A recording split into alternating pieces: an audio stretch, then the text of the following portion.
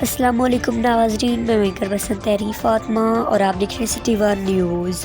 خبر شامل کرتے ہیں راولپنڈی سے۔ راولپنڈی کے علاقہ چک جلال الدین گرجا روڈ ڈوگ سیداں بہترین نیو میٹر کی مشین لگانے کا IESO واپڈا کا نمونہ۔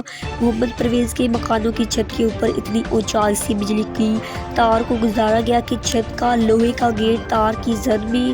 نہ صرف یہ کہ بلکہ بجلی کی اس تار کی اونچائی کا اندازہ اس ویڈیو سے بھی لگایا جا سکتا ہے کہ چھت پر کھیلتا ہوا یہ معصوم بچہ اس خطرناک تار کو پکڑ کر کھیل رہا ہے۔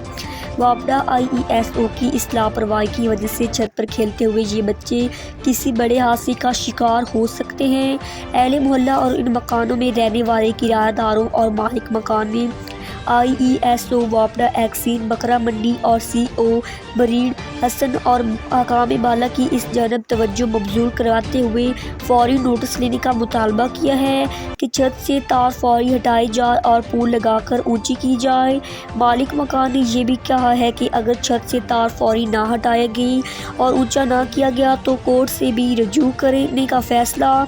رپورٹ کر رہے ہیں فاروق احمد، ڈسٹرکٹ رپورٹر، راولپنڈی۔